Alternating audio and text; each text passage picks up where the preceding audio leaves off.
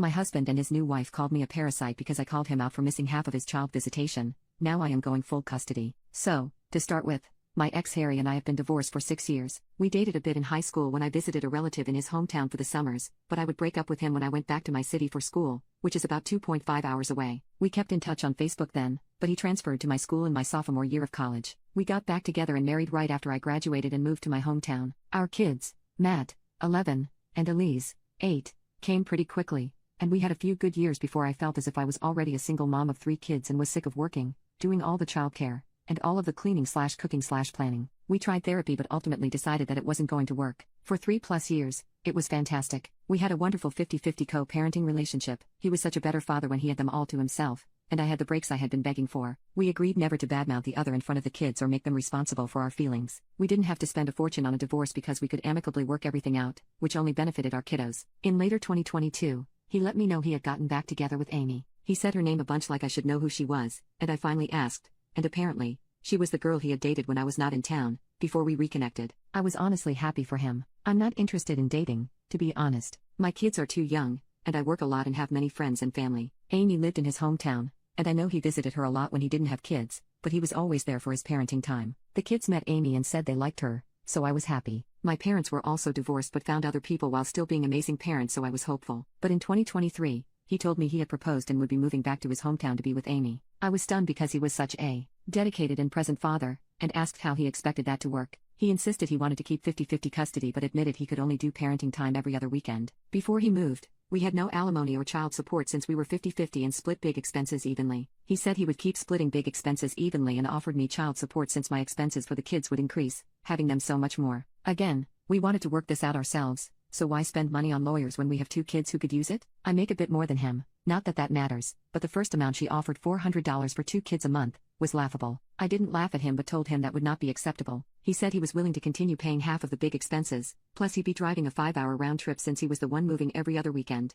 I thought about it a lot and figured that I am fine financially and didn't want to bankrupt him for child support. The most important thing to me was that he continued to be a present and amazing father and said I would be okay with $600 a month plus the shared big expenses. I thought he would be happy with this, but he kept grumbling that he thought $400 was more than fair. Ultimately, he agreed to $600. Again, I wanted to make this work for my kids, so please don't tell me I was an idiot for some of these things. I went out of my way to be helpful. I am single and have many family and friends, so I had more free time. If they had things going on, I never minded keeping the kids for their weekend, always encouraged the kids to be excited to go there, bought gifts from them for things like Father's/Stepmother's Day, Christmas, birthdays, and even worked it out for my relative in their city to pick our kids up from their wedding ceremony since they had an adults-only reception. These kind gestures were never reciprocated. I tried to brush it off and thought maybe I was just doing too much and tried to take a step back when the kids told me that some of the weekends they stayed with me, Harry and Amy had gone on vacations to places like Europe and Disney. I don't follow them on social media, so I had no idea. I go on vacations, too, but going on such an expensive vacation and not taking my kids sounds nuts. They're great travelers.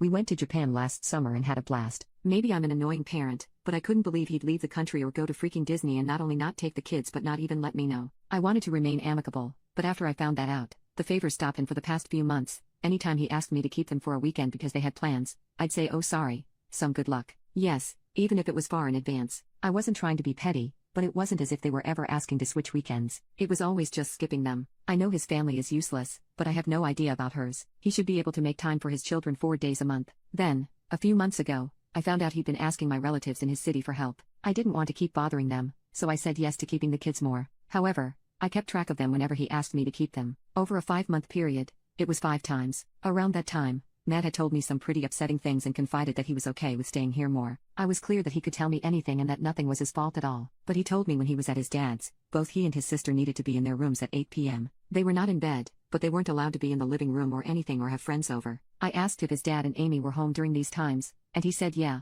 but Amy's dog is aggressive, and they keep it in their room during the day, so when he and Elise go to their rooms, they let the dog out so he's not cooped up all day. Elise had bad flu a few visits ago, and apparently, she had asked Harry to sleep with her in her room, but he refused and said he needed to sleep with Amy. Our kids do not co-sleep, but we always let them sleep with us if they are sick and asked. I don't expect Harry and Amy to let her sleep with them or anything, but why couldn't he have stayed with her, even if it was just until she fell asleep? I did not say this to them, but told Matt and Elise that their dad had just gotten over the flu and probably just didn't want to get her sick again, which makes no sense. I know I shouldn't have lied, but they were upset. The worst, in my opinion, is that when Matt randomly told his dad he wanted to see him more, He yelled at him and told him that he was seeing him a lot already and he should want his dad to be happy and not miserable and alone like his mom. So, between all this and the missed visits, I decided I needed to stand up for myself and my kids more. If Harry could go on European vacations, he could afford more child support, and I was done keeping up the appearance of 50-50 custody when he only had the kids for about 45 nights in 2024. So I told Harry I was going to file for updated child support and primary custody and get everything in writing and signed off by a judge. He said he was okay raising child support,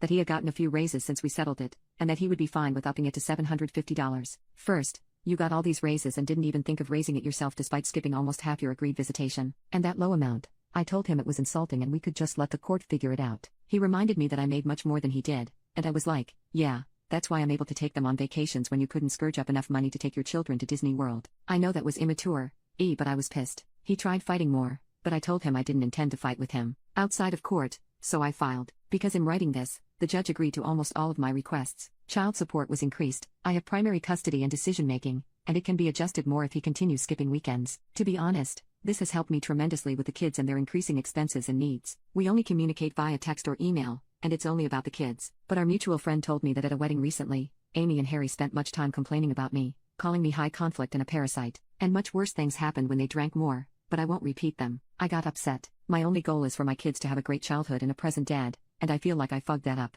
My friends told me that Harry's the one who fucked it up, but I'm doubting myself. Update, quick edit. Sorry if I can't reply to everyone, and sorry for the dumb formatting. I initially wrote this in the Notes app because writing it in the Reddit app is annoying. Also, I'm pretty emotional now, but I think you've already changed my mind about offering to drop child support. I will be going for full 100% custody, though. Unfortunately, things have degenerated since my last post. To get this out of the way, I am in therapy, and so are my kids. I know Harry was seeing someone when he lived here, but I have no idea if he still does. He was supposed to have the kids next weekend as scheduled. Wouldn't you believe it? The other day, he called, and they got last-minute tickets to a concert out of town and asked if the kids could stay here. I told him I had plans the entire weekend that had been set months ago, so he asked if I could bring them or stay with one of my family members in my city. I normally would have pulled out my calendar and marked this off as another missed visitation, but I was just sick of it. I told him he needed to figure it out and not call my relatives in his city. They were not his personal, free babysitters, and he was their father, so he needed to start acting like it. He got upset and said he was drowning. I almost laughed but didn't,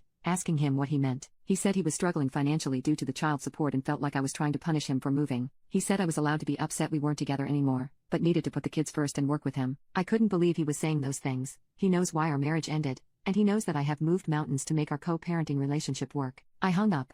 I was at work and did not have the emotional bandwidth to be lied to about this. He tried calling me back a few times, but I had meetings, and I realized I shouldn't have spoken in anger, so I wanted to calm down. He even had his wife call me a few times, but I let it go to voicemail. She left a few cruel ones, nothing shocking, just saying I'm bitter and jealous that Harry moved on and wanted to punish them. It's like these two live in some kind of delusion where I not only want my ex back, but I have never helped them once. When I got home, I pulled the calendar for the past 2 years, which had every missed visitation, including last-minute requests, color-coded accordingly. I emailed this to both of them and said that Harry was responsible for coming up with appropriate childcare during his visitation and that if he found it challenging, we could look into changing the visitation schedule to something more accommodating to their busy lifestyles. Then, I left to take my kids to their sports practices. I did not hear from him. Normally, Harry calls our kids every school night evening around 8 p.m., but he didn't that night. I felt guilty. As I've said, the only goal here is for my kids to grow up with a present father. It might have been dumb, but I did call him that evening so he could say goodnight to them, but he sent me to voicemail. I told the kids he had gotten caught up at work. At about 3 a.m., he sent me maybe the longest text in recorded history. I have my phone on sleep mode but keep his and my parents' numbers able to alert me for obvious reasons. I'm a light sleeper, so I did wake up, but I was half asleep, saw how long the text was, and decided it was a problem for the morning. I wish I had gotten up because he sent a few more. The texts proved that they do not occupy the same reality as mine, that they were all self-centered and deranged, and even when he brought up the kids, it was all about him, his wife, and their lives and feelings, saying, "It is my job as a mother to facilitate the kids' relationship with him because he could have easily forced me to move to the city he's in but chose not to so I could stay here with my support system. I don't thank Amy enough for opening her life to the kids by keeping her dog in their room when the kids are here and giving them their bedrooms even though they're empty much of the time. He and Amy are young newlyweds and deserve to have that honeymoon period with trips and opportunities without me making roadblocks." A lot of it was that insane belief that I am somehow jealous and have always been jealous of Amy and needed to get over that for the kids. My cruelty knows no bounds because I have never driven the kids to him in his new city. The court order is for him to do so since he's the one that moved and, no offense, I'm already furious that my kids have to spend so much time in the car every few weeks. I'm not putting miles on my car so he doesn't have to drive more. At one point, because I know the kids hate the long drives, I offered to split the cost for flights between our cities, and he refused, saying the airport in this city was annoying to get to. They might just get full custody and make me the one to jump through hoops to see my children so that I can know how they feel. Accused me of financial abuse for upping child support when I wasn't destitute. Unless I'm living under the poverty line, my kids don't deserve financial help from their father. I have PTO to burn and decided to take one today because I'm overwhelmed and upset about all this. Yes, I took a screenshot of all of these for my lawyer. I don't want to be the cause of my kids' father abandoning them, but I have been at and beyond my limit for so long I don't know what to do. They both treat me so horribly and make these assumptions that are just simply not true. I want my kids to have their dad in their lives. I've run myself ragged making it work, taking up the slack when they dropped weekends, doing all of the mental heavy lifting for looking ahead, and switching weekends if, for instance, Father's Day falls on mine or her birthday falls on their weekend and planning ahead of time / contacting them. I'm so done. I want to offer this. Fine, you win. No more child support. Keep all your money. You can see the kids the weekends after Christmas, Thanksgiving, and Father's Day. Otherwise, they're with me. You two can live your child-free life and I will be just fine without you. I can't keep putting up with this abuse. I'm at my breaking point.